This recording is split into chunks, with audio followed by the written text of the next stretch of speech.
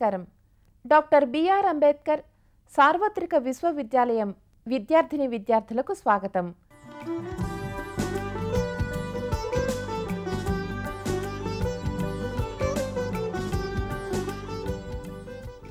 The topic for the discussion is emerging trends in banking, and this is the topic selected from the course Money and Banking for the second year BCom students of Dr. B.R. Ambedkar Open University.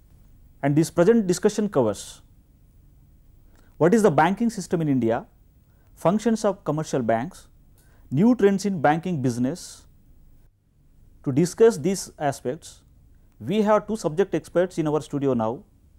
They are Professor K. Koteshwar Rao, Dean, Department of Commerce, Dr. BRAOU, Hyderabad.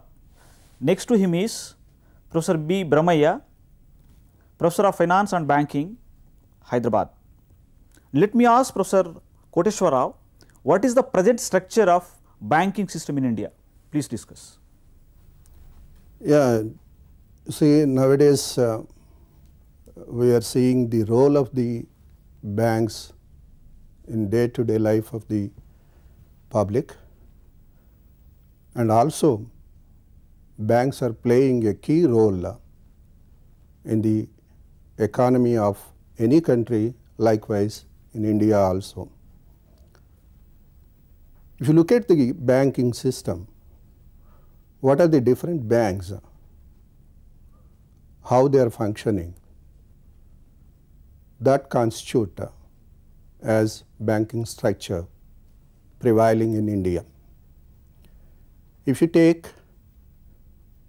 the total structure would be divided for convenience into three categories. One, commercial banks. Two, cooperative banks. Three, industrial banks. If you take the first one, commercial banks, again it can be classified into two categories, that is private banks and public sector banks. The third category is also there in the commercial banks, that is regional rural banks. If you take the private banks which are not owned by the government, say for example Centurion Bank, Madurai Bank, these are the examples of private banks. And if you take the other category, that is public sector banks, again in this case SBI, that is State Bank of India and its associates, and nationalized banks, these are the two categories again. As you know, next to Reserve Bank of India, SBI is playing a key role in the banking system and helping the government not only at state level but also at the central level. And the nationalized banks are also playing a key role in channelizing the funds and diverting the excess resources to the needy sectors and other things. If you take the examples for nationalized banks, so many, Andhra Bank, Canara Bank, like that. And if you take the third one, that is regional rural banks, see, especially these banks are meant for developing the rural areas and financing the weaker sections of the society. So with that purpose, they came into existence in 1986, and they have been playing a key role in the rural development of the country. When you come to the other category, that is cooperative banks, normally these would be governed by NABARD, and these cooperative banks can be classified again into two categories, that is what you call state cooperative banks, state land development banks. State cooperative banks are having its branches at district level in the respective states, and to their outlet they have primary cooperative societies. Likewise, these societies would be extending their help to the farmers in financing the agriculture and small business, which is being taken up by the local public at local level. And when you come to the other one, that is land development banks, they are mainly meant for what you call providing long-term loans to the development of the land or for the procurement of equipment like tractors and other things. So these are again it is also having at district level and primary level. And the third category again we get the long-term financial institutions which are meant for providing finance to the industry and business. So they are called what you call, the examples for such is what you call Industrial Development Bank, Industrial Finance Corporation, Industrial Credit and Investment Corporation. These are the examples.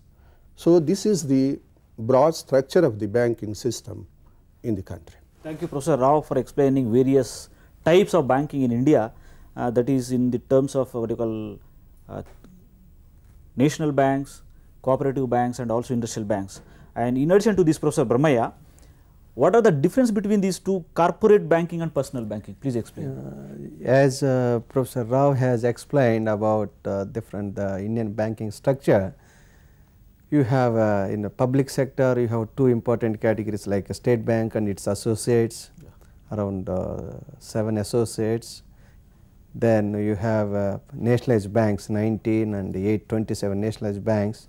Then you have a private sector, again 2 categories, one is old private sector banks and new private sector banks. Then you have foreign banks, then you have regional rural banks. All these banks function in all the operations, but depending on the activities, depending on their funds position, depending on the expertise and specialized skills, these can be categorized into 2 banking activities depending on the target group.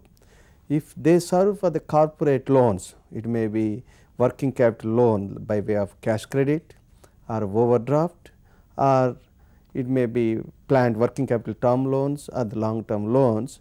If it is the target group is the corporates like limited companies in the private sector as well as the public sector, it is called corporate banking. If the services are meant for a personal level or it is a individual level, it is called a personal banking. In the corporate banking, what are the major activities they look into? Fund based and non-fund based. Fund based they talk about, as we discussed, about cash credit, which is a running account by the corporate borrower for its working capital requirement, and depending on the limits and the requirements, it will be used by the corporate. Another way is a term loan, working capital loan for a long term purpose within the working capital requirements. It is called as a long term working capital term loans that is being used. Apart from that, other services like your letter of credit, guarantees, performance, then collection of their instruments like DDs and check, and that is called corporate banking. And meeting the requirements of a personal banking, that means individual accounts, saving accounts as well as current accounts, and loans are the requirements of the individuals or the personal individual, that is called as a personal banking.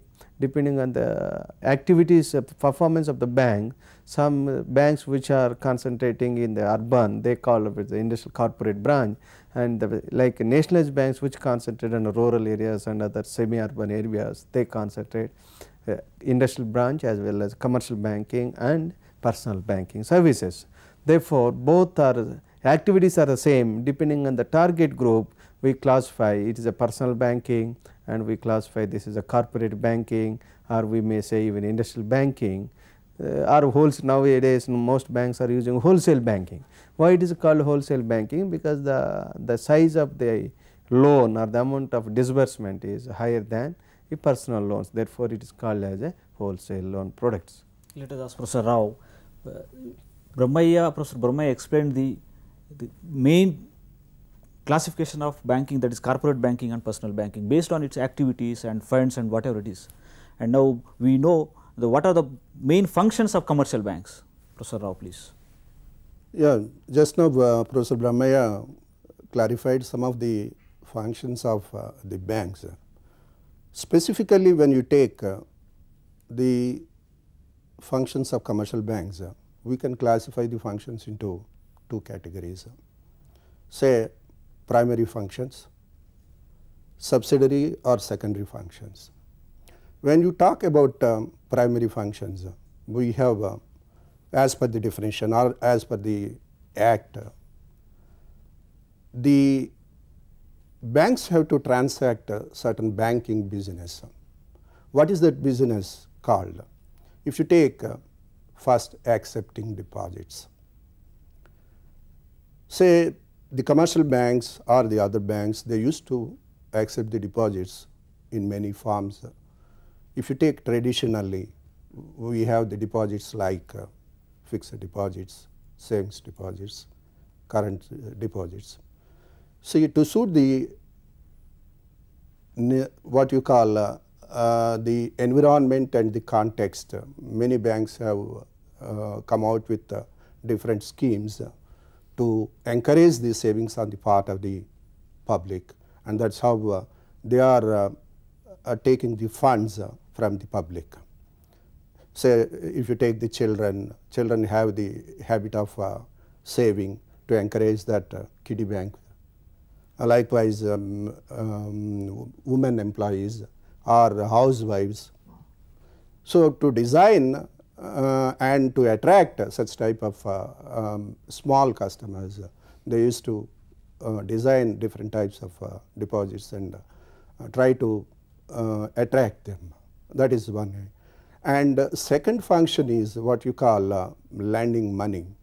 So what not only they take money from the public, but also they try to meet the needs of the financial needs of the what you call public in addition to the customers. So then in such cases, these loans may be different depending upon the needs of the customers. They satisfy the needs, long term, medium term, short term needs. They would be meeting in different forms of loans. And when you come to the third one, that is what you call creation of money. This is another function. As you know that when they take loan, they may not take away the total amount from the bank, because the amount would be credited to the account of the customer who is taking loan. So she may not use or take the total amount, and part of it would be withdrawn by the customer and the remaining continues with the bank. That would be used for further creation of money. That is another function. These are the three important functions in the case of first category, that is primary functions. And when you come to the second, that is subsidiary, we can classify it into two categories again, that is agency services and general utility services. When you take agency services would be available to the customers. On behalf of the customers, they would act as agents and collect the rents, dividends, interest and other things, and they deposit the same in their respective accounts. Likewise, they advise and other things. These are all called agency services. And when you come to the other one, general utility services, that is providing drafts to the general public, providing locker facilities. These are all the general utility services. Okay, Professor Rao, now let us know what is the concept or differences between these two, that is public sector banks and private sector banks. Professor Brahmaiah. Yeah, thanks to the liberalization in 1993, again the banking sector was literally closed after nationalization. From 80s, banking sector was not open to any private sector. Whatever banks are in the nationalization effect and SBI associates were doing, because of liberalization and because of the Narasimha committee has recommended that there should be opening of the private sector banks to increase efficiency and transparency and market dynamics. The private banks were again authorized to open with a high capital, that is with the begin with 100 crore. Now they made it 200 crore. With the 100 crore capital, some banks were floated, especially the Global Trust Bank, which was recent in news, was the first bank, first new generation private sector bank, then followed by HDFC Group has floated HDFC Bank, and UTI Unit Trust of India set up as a unit trust of UTI Bank.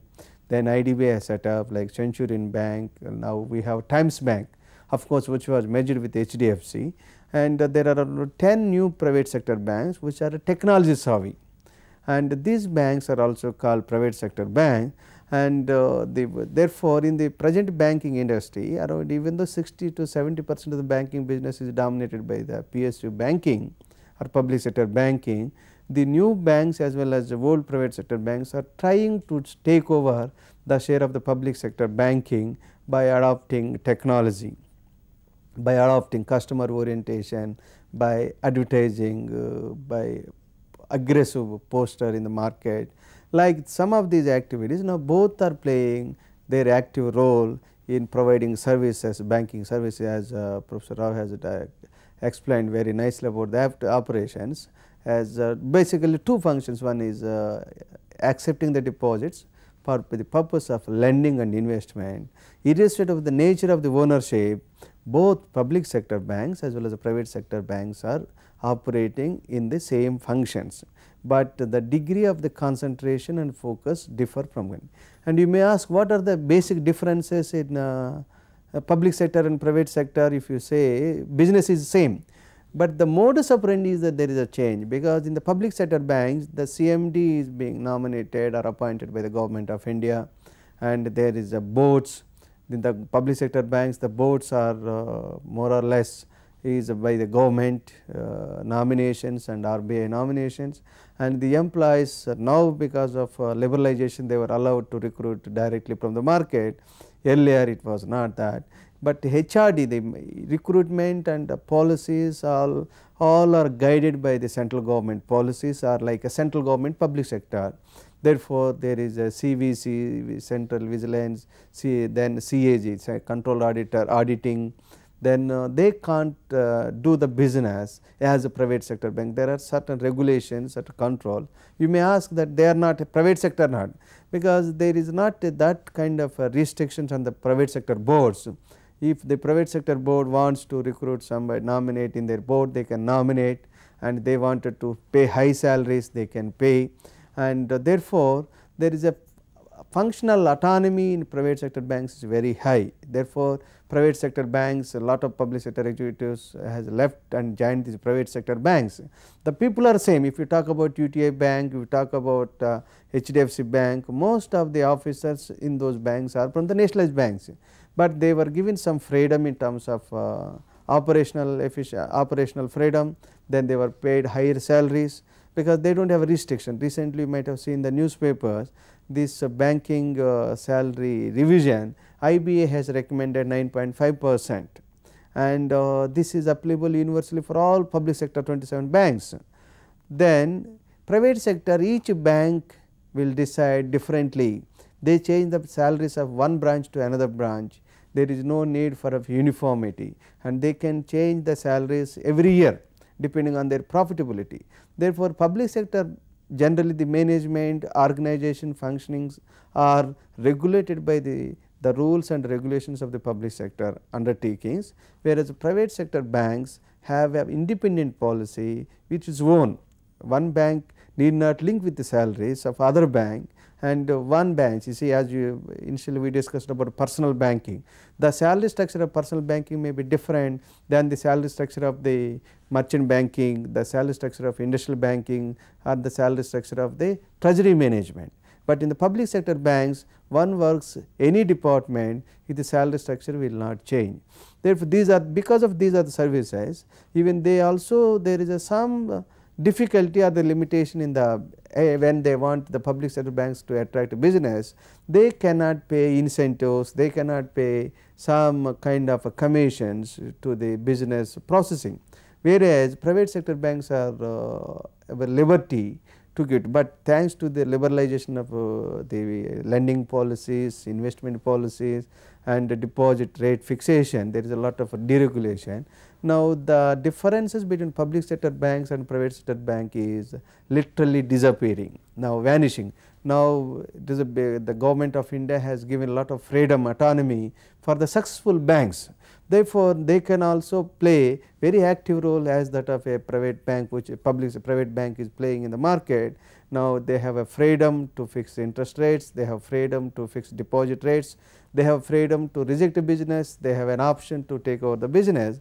Now, more or less because of the liberalization, globalization and deregulation, the operational modus operandi is coming more or less very close, except certain broad policies. Okay, Professor. And now, Professor Rao, how we do differentiate between these two, personal banking or retail banking and versus wholesale banking? Yeah, if you take this retail banking, as Professor Brahmaya pointed out, it's nothing but serving the needs of persons, say in the form of housing finance, personal loans, car loans, vehicle loans. Even the developments, recent developments in the banks, they are coming forward even to purchase the gold. Even they are advancing money even to celebrate marriages. These are all what you call personal banking. And why this type of trend is coming out and why they are aggressively marketing their services in the public, if you look at those things, see, industry is in slackness and the business, certain types of business, that is also in slackness.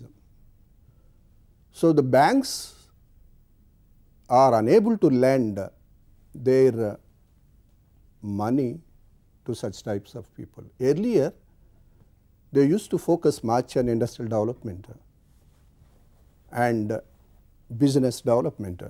So, that is why there would be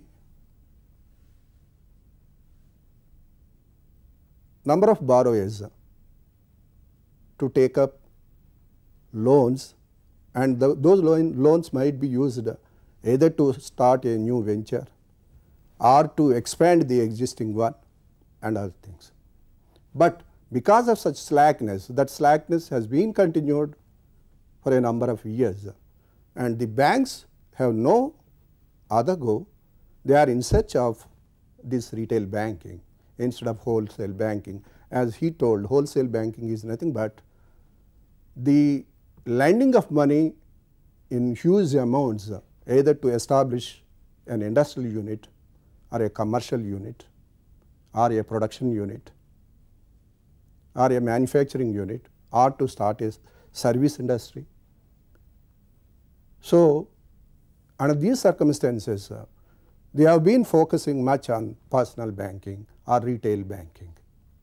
That is the difference between wholesale banking and okay, Professor Rao. Professor Brahmaya garu, what are the types of or activities, fund based and non fund based activities of banking?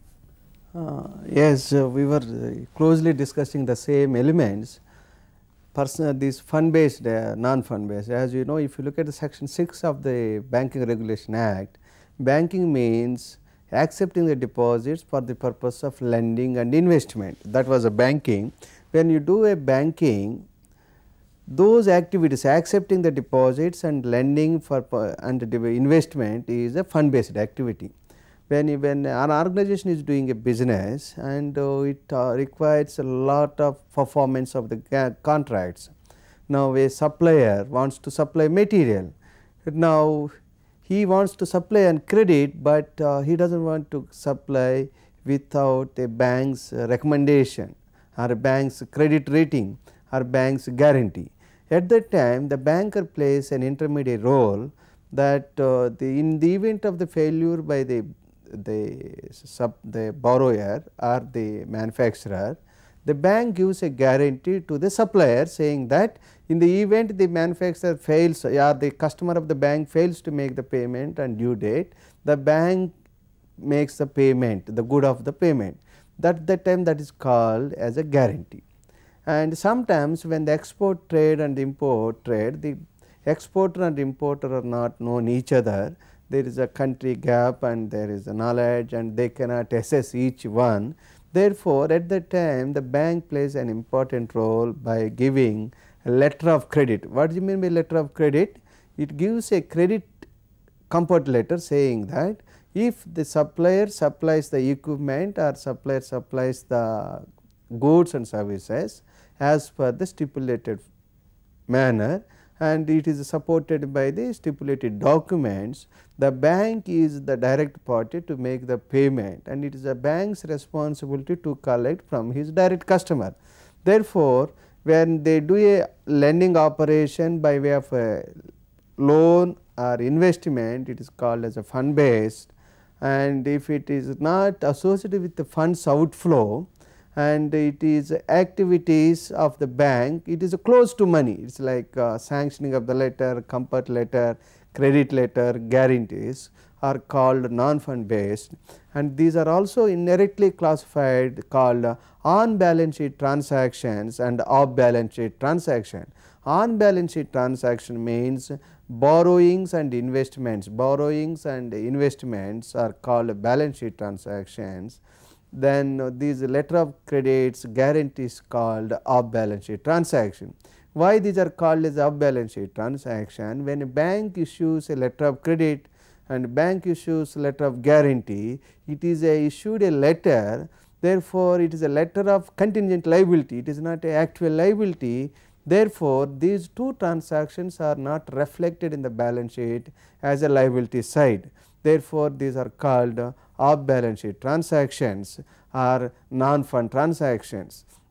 And in the event of certain, in future these liabilities may trigger off, therefore, these are called contingent liabilities. Therefore, these will not directly reflect in the balance sheet.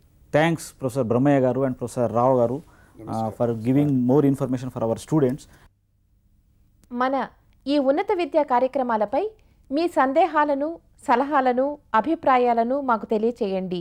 చిరునామా director audio visual production and research centre, doctor BR Ambedkar open university, professor G Ram Reddy Marg, road number 46, jubilee hills, Hyderabad 500033.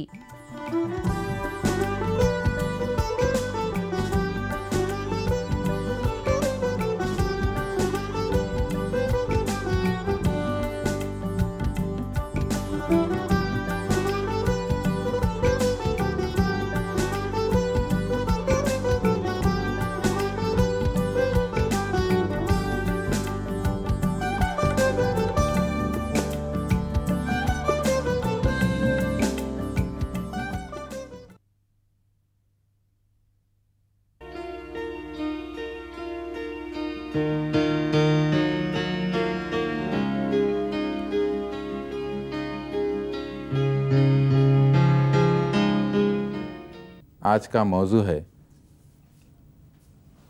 Urdu तनक़ीद का इर्तिक़ा। इस मौजू पर गुफ्तगू करने के लिए आज स्टूडियो में हमारे साथ मौजूद हैं प्रोफेसर अशरफ रफ़ी साहिबा। प्रोफेसर अशरफ रफ़ी साहिबा उस्मानिया यूनिवर्सिटी के साबिक़ प्रोफेसर और सदर शोबे उर्दू रह चुके हैं। इन्होंने बहुत सी तहक़ीक़ी और तनक़ीदी किताबें लिखी हैं और उर्दू तनक़ीद और तहक़ीक़ में इनका बहुत नाम है। इनके साथ प्रोफेसर यूसुफ सरमद साहब हैं। प्रोफेसर यूसुफ सरमद साहब भी किसी तारुफ़ के मोहताज नहीं हैं, یہ بہت بڑی شخصیت ہیں. یہ بھی عثمانیہ یونیورسٹی کے پروفیسر اور صدر شعبہ اردو رہ چکے ہیں. انہوں نے بھی بہت سی تنقیدی کتابیں لکھی ہیں. حالانکہ ان کا اصل موضوع زیادہ تر ناول اور افسانے رہا ہے، لیکن تنقید پر ان کی گہری نظر رہی اور تنقید کے بارے میں یہ بہت کچھ جانتے ہیں. آج ہم ان لوگوں سے استفادہ کریں گے. اردو تنقید کے ارتقاء کے بارے میں جاننے سے پہلے ہم یہ معلوم کریں گے کہ یہ تنقید اصل میں کیا ہے. میں پروفیسر اشرف رفیع صاحبہ سے گزارش کرتا ہوں کہ وہ ہمیں تنقید کی تعریف بتائیں.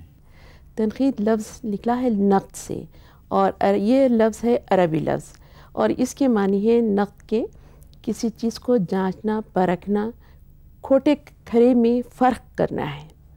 تنقید کا کام پرکھنا ہے، جانچنا ہے، آنکنا ہے. تو جب کبھی جہاں کہیں کسی چیز کو جانچیں گے تو آپ ظاہر ہے کہ اس کے حسن و خوبا کا جائزہ لیں گے، اس کی خرابی اور خوبی کو دیکھیں گے. تو تنقید میں لازمی طور پہ خرابی کے ساتھ خوبی کو بھی دیکھنا ہے.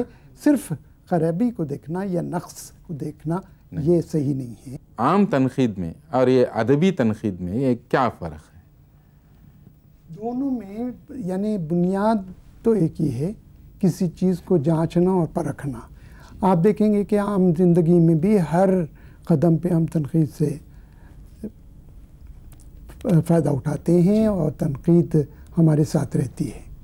ادب میں بھی لازمی طور پر ہم کسی چیز کے حسن و قبح کا جب جائزہ لیتے ہیں تو تنقید سے کام لیتے ہیں. لیکن ادبی تنقید کے معیار اور اس کے جو انداز ہیں وہ ظاہر ہے کہ الگ ہیں. یہ ظاہر ہے کہ یہ تنقید کے جو اصول ہیں ان کو ہم دیکھتے ہیں، ان اصولوں پہ پرکھتے ہیں، جانچتے ہیں. وہ جو یعنی ادب پر جو بھی تنقید کی جاتی ہے ہم اسی کو ادبی تنقید کہیں گے، باقی تنقیدوں کو ہم ادبی تنقید نہیں کہیں گے.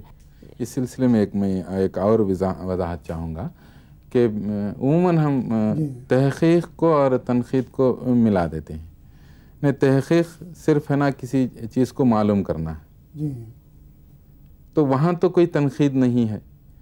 تو یہ دونوں میں کیسے ہم فرق کر سکتے ہیں اور کیسے ان دونوں کو ہم ملا سکتے ہیں؟ ذرا اس پہ وضاحت کر دیں. تحقیق بغیر تنقید کے ممکن نہیں ہے. بعض لوگ یہ سمجھتے ہیں کہ تحقیق الگ ہے اور تنقید الگ ہے.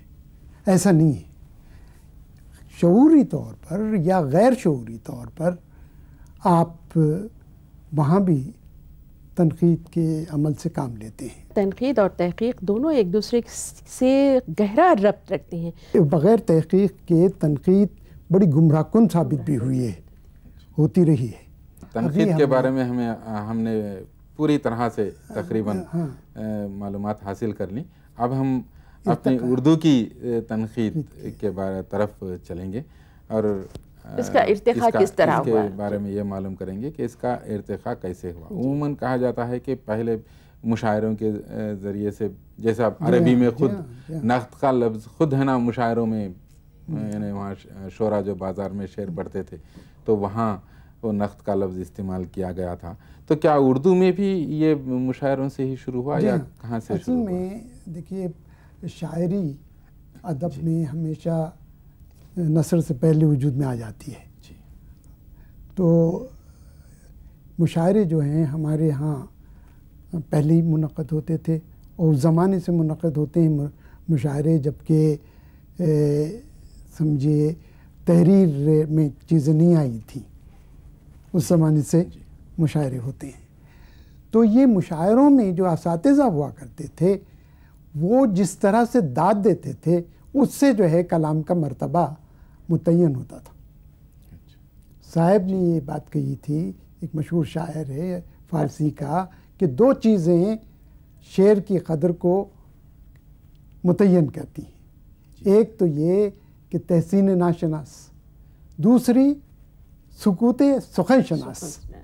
جب کوئی جاننے والا کسی چیز کو دیکھنے کے بعد، پڑھنے کے بعد خاموشی اختیار کر لیتا ہے تو اس کا مطلب یہ کہ وہ اس پائے کی نہیں ہے کہ جس کی داد دی جا سکے.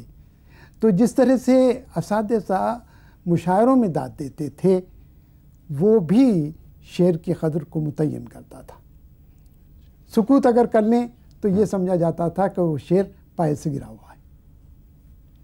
ایک چیز اسی سلسلے کو ہم تھوڑا سا اور آگے بڑھا سکتے ہیں، تنقید کی تاریخ کو تھوڑا سا وسیع تر کرتے ہوئے یہ بتا سکتے ہیں کہ دکن کے جتنی چیزیں ہمارے سامنے آئی ہیں، جیسے صبرس آیا ہے، اس سے پہلے قلی قطب شاہ کا دیوان، یا اس سے پہلے کی جو مثنویاں لکھی گئی ہیں جیسے یوسف زلیخا ہے اور دوسری چیزیں ہیں، اس میں شاعروں نے اپنے عرض حال کیا ہے.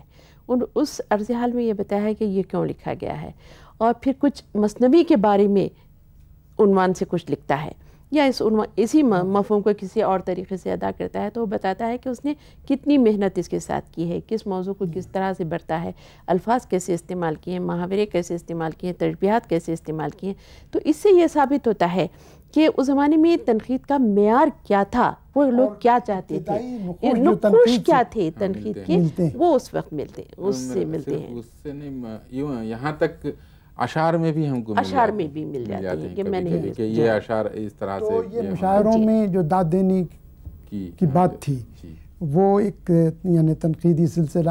اسی طرح سے جو بیاضیں لوگ اپنی بناتے تھے، مرتب کرتے تھے، وہ بھی ایک تنقید کا طریقہ. جو پسندیدہ ان کے اشعار ہوتے تھے، جو اچھے اشعار ہوتے تھے، وہ بیاضوں میں لکھ لیا کرتے تھے اپنے. اسی طرح تقریر ہم تنقید کے اس میں ہی لیں گے. اور اساتذہ کی جو اصلاحیں ہوتی تھیں وہ بھی تنقید میں بڑی اہمیت. اور یہ پھر مشاعروں میں بھی خود اصلاحیں ہو جاتی تھیں.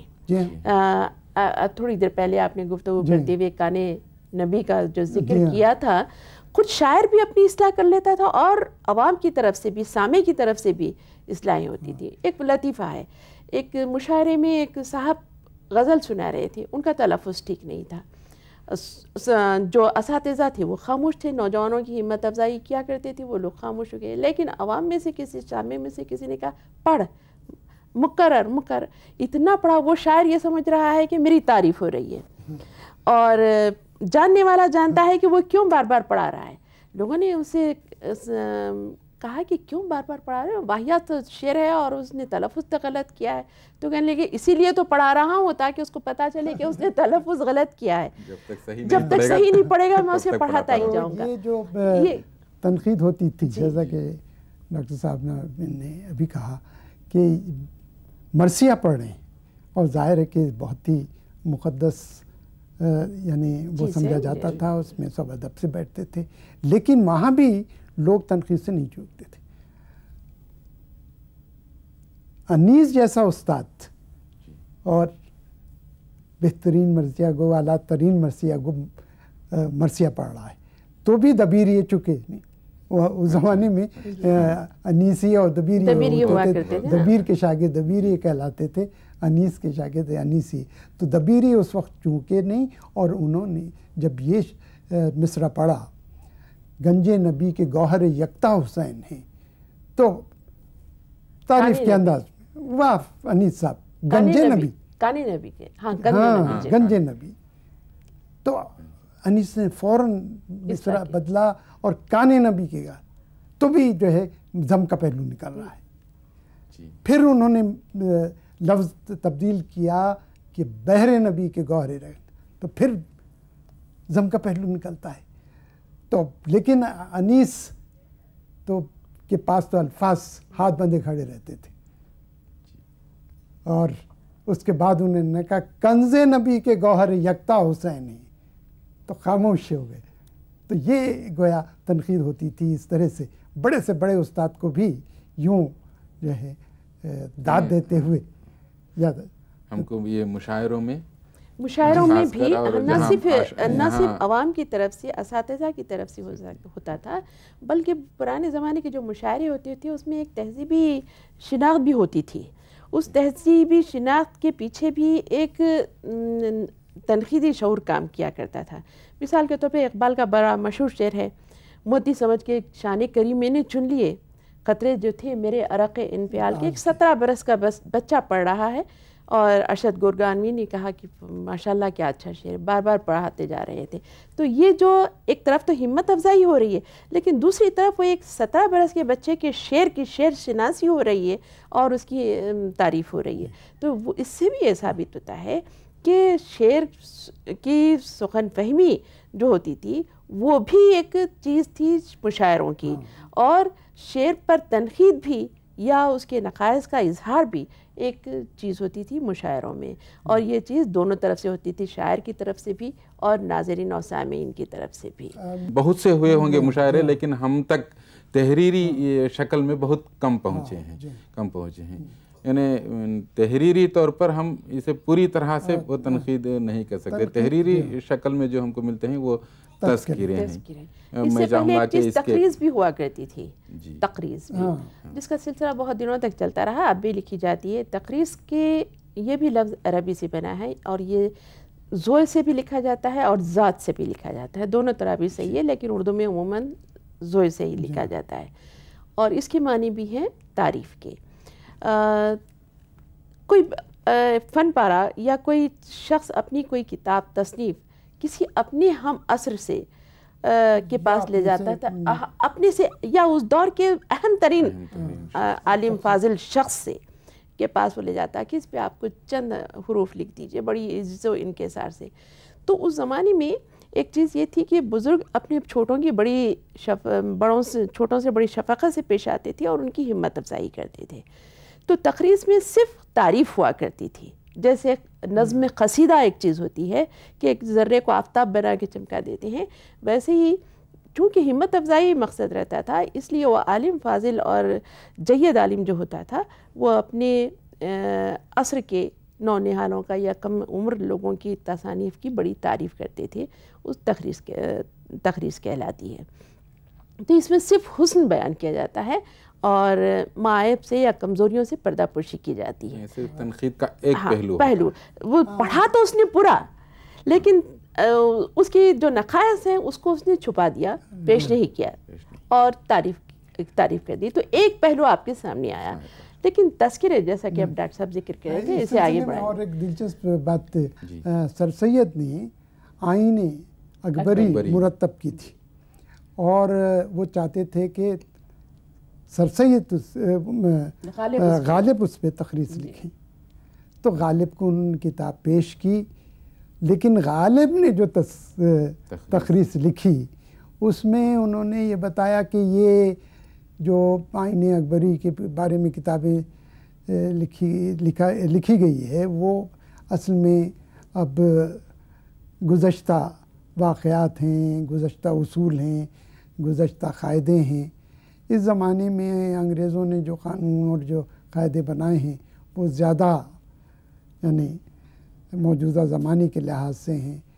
اس کا کوئی خاص ایک طرح سے انہوں نے یہ ظاہر کیا تھا کہ افادہ نہیں. یہ تقریض لکھی. تو اسی وجہ سے سر سید کی اس تقریض کو غالب نے شامل نہیں کیا اپنی کتاب میں. آئین اکبری جب انہوں نے شائع کی تو غالب کی یہ تقریض انہوں نے شائع نہیں کی. جیسا کہ ڈاکٹر صاحبہ نے کہا کہ عام طور پہ اس میں تعارف ہوتا تھا، اور تعارف میں اس کی ظاہر ہے کہ اچھی خوبیوں کو اجاگر کریں تو لوگ اس سے واقف ہوتے تھے اور یہ کہ کتاب کی پڑھنے کی طرف مائل ہوتے تھے. تو اس کے بعد ہم کو تذکرے ملتے ہیں. تذکروں کے بارے میں تذکرہ، دراصل تذکرے جو ہمارے یہاں آئے ہیں وہ ترکی اور عربی کی وجہ سے ہمارے یہاں آئے ہیں، اور بعد میں فارسی سے ہم نے تذکروں کو اپنے سامنے لیا. ہمارے پاس جو پہلے تذکرے ملتی ہیں اس میں نکات الشورا ہے جو میر تقی میر کا تذکرہ ہے، اور اس کے بعد حمید اورنگ آبادی کا ہے گلشن شورا، اور اسی زمانے کا تحفۃ الشورا ہے مرزا افضل بیگ خاشقال کا. یہ ابتدائی 3 تذکرے ہیں ہمارے یہاں جو 1751 میں لکھے گئے ہیں. یہ حمید اور ان کا ایک ہی سن میں لکھا گیا. جی تینوں کا ایک ہی سن میں. ممکن ہے وہ آگے پیچھے ہوا ہوگا کہ دنوں کے حساب سے یا مہینوں کے حساب سے، لیکن 1751 میں 3 تذکرے لکھے گئے، اور یہ تینوں تذکرے فارسی میں لکھے گئے ہیں. اور پورے اس میں فارسی تذکروں کی پیروی کی گئی ہے، اتباع کی گئی ہے۔ ہوا یہ کہ اس کو الفابیٹیکل آرڈر میں ترتیب دیا گیا ہے، الفبائی ترتیب میں دیا گیا ہے، اور یہ تذکرے جو ہمارے سامنے ہیں اس وقت، یہ الفبائی ترکیب کے علاوہ ہم عصر شاعروں اور پیش رو شاعروں کا اس میں شامل کیا گیا ہے۔ مثال کے طور پہ میر تقی میر کا نکات الشرح جو بہت مشہور تذکرہ ہے اور ان تینوں میں اپنی جگہ بڑی اہمیت رکھتا ہے، اس کی وجہ یہ ہے کہ میر تقی میر نے بے لاگ انداز میں اپنے ہم عصر شعراء اور پیش رو شعراء کا ذکر کیا ہے۔ اب اس زمانے میں چونکہ تحقیقی ذرائع اتنے وسیع اور اتنے وسیع نہیں تھے، اس لیے انہوں نے جو معلومات حاصل کی ان معلومات کو اپنے طور پر انہوں نے پیش کر دیا، اور اس میں یہ ثابت کرنے کی کوشش نہیں کی کہ یہ کس حد تک اس میں سچائی ہے یا صداقت ہے، لیکن ان کا مقصد یہ تھا کہ ہم کسی طرح معلومات آگے کی نسلوں تک پہنچائیں۔ وہ ایک جس کو ہم مرکب صنف کہہ سکتے ہیں یا مخلوط صنف کہہ سکتے ہیں، اس میں بیک وقت شعراء کے بارے میں کچھ حالات ہوتے تھے، ان کی شخصیت کے بارے میں دو ایک جملے ہوتے تھے یا چند ایک باتیں ہوتی تھیں کہ کہاں کے رہنے والے ہیں، کیا کرتے ہیں، یہ اس کے ساتھ ان کی شخصیت کے بارے میں ایک دو جملے ہوتے تھے، پھر ان کی شاعری کے بارے میں، اور شاعری کا انتخاب بھی گویا سوانح بھی شامل رہتی تھی، تنقید بھی شامل رہتی تھی، اور ایک طرح سے تاریخ ادب بھی شامل ہوتی تھی کہ بعض وقت یہ بتاتے تھے ان کو پہلے شاعر یہ ہیں، اس کے بعد یہ ہیں، اس طرح سے جو ان کو معلوم رہتی تھی، تاریخی ترتیب ہمارے سامنے آتی تھی۔ اور دوسری چیز یہ کہ جو انتخاب اس میں انہوں نے شامل کیا ہے یہ ہمارے یہاں تنقید کا ایک حصہ ہے، اور ساتھ ہی ساتھ یہ لوگ اپنے ہم عصر شاعروں یا پیش رو شاعروں کے کلام کے بارے میں بھی تنقیدی خیالات کا اظہار کرتے تھے۔ مثال کے طور پہ الفاظ کیسے استعمال کرتے تھے، تراکیب کیسے تھے، تشبیہات کا بندش کیسی تھی، شعر میں لجاپن کہاں سے آ گیا، کمزوری کیوں پیدا ہو گئی، یہ جو اظہار ہوتا تھا تو اس سے پتہ چلتا ہے کہ اس زمانے میں شعر کی تفہیم یا شعر شناسی کے کیا معیارات تھے، کن چیزوں پہ وہ لوگ زور دیا کرتے تھے۔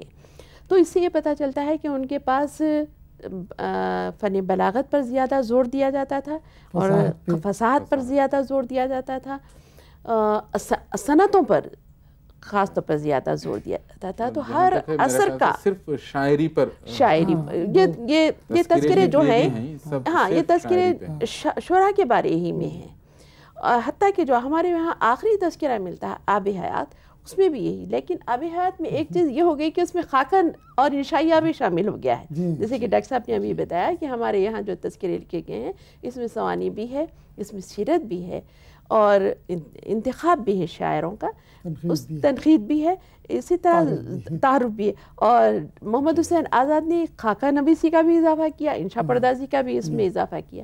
تو یہ ایک بہت اوپن میدان ہے، ایک کھلا میدان ہے، اس میں آپ ہر طرح سے اپنے اصناف کو شامل کر سکتی ہیں اور تنقیدی خیالات کا اظہار ہوتا ہے۔ نکات الشرح کے یہ اور خاکشال کا یہ تذکرہ، تحفۃ الشرح اور گلشن گفتار حمید کا، ان میں ہم نے نکات الشرح کو اس لیے اہمیت دی ہے کہ اس میں میر تقی میر کا انداز زیادہ تر ناقدانہ ہے، اور اس زمانے میں اس زمانے میں ان کی عمر تھی 21-22 سال، زیادہ عمر بھی نہیں تھی، لیکن دیکھیے کہ اس عمر میں اس شخص کا تنقیدی رویہ کیسا تھا اور پرکھ کیسی تھی، جانچ کیسی تھی، اور کتنے، حالانکہ یہ ان کے ہم عصری ہی ہیں لیکن ان کے مقابلے میں زیادہ عمر کے لوگ تھے۔ اسی لیے شاید کہا جاتا ہے کہ تذکروں میں بھی زیادہ تر تخریص کا پہلو ہی یہ ہوتا ہے، یعنی اس میں بھی زیادہ تر صرف تعریف ہی زیادہ ہوتی ہے۔ تذکرے میں بعض وقت تنقید بھی ہوتی ہے، جہاں میر تقی میر کو چھوڑ کر جتنے بھی تذکرے ہم کو ملتے ہیں ان میں سب میں تقریباً تعریف ہی ہے، صرف میر ہی ایسے شخص ہیں جنہوں نے تنقید بھی کی ہے، اور تنقید پر ان کے بعض لوگوں کو بڑا اعتراض بھی رہا ہے۔ مثال کے طور پر تذکرے ریختہ گویاں لکھا گیا ہے، فتح علی گردیزی نے لکھا ہے، جسٹ اس کے ایک سال بعد، یہ 1751 کا ہے تو 1752 کا ہے، اور انہوں نے سب سے زیادہ ان تینوں کا حوالہ دیا ہے، لیکن نکات الشرح پہ بڑی تنقید کی ہے کہ انہوں نے اپنے ہم عصروں کی چشم نمائی کی ہے اور ان کے نقائص ہی زیادہ بتائے ہیں. تو یہاں بھی دیکھیے اب فتح علی گردیزی کا جو تذکرے لکھتا گیا ہے, لکھا تو انہوں نے جواباً نہیں لکھا ہے, لیکن وہاں تجزیہ کیا ہے کہ ان تینوں میں نکات الشرع کی کیا اہمیت ہے اور کیوں نہیں ہے, اگر اہمیت ہے تو کیوں ہے اور کیوں نہیں ہے. تو ایک تقابلی تنقید یہاں ان کا ایک سلسلہ ہمارے سامنے, ایک ہلکی سی شکل ہمارے سامنے آتی ہے فتح علی گردیزی. ہم ایسا کہہ سکتے ہیں کہ میر سے تقریباً تنقید کا باضابطہ سلسلہ شروع ہوتا ہے, ابتدائی نقوش ہمارے سامنے آ رہے ہیں. لیکن باقاعدہ تنقید اردو میں مقدمے شعر و شاعری سے شروع ہوتی ہے. حالی نے جو مقدمہ لکھا یہ اصل میں اپنے دیوان کا مقدمہ تھا, لیکن یہ مقدمہ پوری اردو شاعری پر انہوں نے دائر کیا تھا اور اس کے حسن و خبا ہر صنف کے بتائے تھے. حالی کا یہ مقدمہ اردو تنقید میں بڑی عظمت رکھتا ہے, اور یہ کہہ سکتے ہیں کہ آج جو تنقید کی عالیشان عبارت اردو میں کھڑی ہوئی ہے وہ حالی کے مقدمے پہ ہے. حالی کا یہ مقدمہ 1893 میں لکھا گیا, اور اس وقت تک ہمارے یہاں انگریزی ادب کا بڑا چرچا شروع ہو گیا تھا, انگریزی ادب سے تراجم ہونے لگے تھے. میں اس سے ذرا معافی چاہتا ہوں. یہ جو ہم اب تک جتنے بھی تذکروں کے بارے میں بات کریں, اور تذکروں کے بعد ہم کو مغربی اثر سے ایک تنقید کا ایک نیا سلسلہ شروع ہو رہا ہے حالی کی طرف سے. وہ ایک بالکل الگ موضوع ہے جس پہ اور بہت زیادہ ہم وقت لے سکتے ہیں. اسی سلسلے میں ایک اور بات جاننا چاہوں گا کہ عموماً ہم کہتے ہیں کہ اس تنقید کو ہم دو زمروں میں تقسیم کر کے کہتے ہیں کہ مشرقی تنقید اور مغربی تنقید. یہ ایسا یہ کیا ہے؟ اس میں وہ مشرقی تنقید میں کوئی الگ طرح سے تنقید کی جاتی ہے یا مغربی تنقید میں؟ اس سے ذرا وضاحت کر دیں. اب تک ہمارے پاس جو گفتگو ہوتی رہی ہے وہ ساری کی ساری مشرقی تنقید ہے. اور اسی کو تنقید, اور اس میں ہم جیسا کہ میں نے ابھی عرض کیا تھا آپ کے سامنے کہ اس میں فصاحت اور بلاغت پر زیادہ زور دیا جاتا ہے, لفظیات کے استعمال پر زیادہ زور دیا جاتا ہے, فن عروض پر زیادہ زور دیا جاتا ہے. مغربی تنقید کے بارے میں میں سمجھتی ہوں ڈاکٹر صاحب آپ کو مغربی تنقید کے بارے میں تو ہم ایک اور اس کا ایک الگ سیشن کریں گے. لیکن یہ جو آپ بھی کہہ رہے ہیں کہ تنقید کے بارے میں جو طرز عمل ہے وہ سمجھیے مغرب میں اور مشرق میں ذرا الگ رہا ہے. جیسا کہ ابھی ہم تذکروں کا ذکر کرتے ہیں, اس میں ظاہری جو شعر کی خوبیاں ہیں اس پہ زیادہ ہم زور دیتے تھے, اور پھر یہ کہ وہاں مغرب میں تنقید کا جو سلسلہ شروع ہوتا ہے وہ یونان سے, قبل مسیح سے. وہاں کیا طریقہ استعمال کیا جاتا تھا؟ وہاں بھی وہی ہوا ہوگا.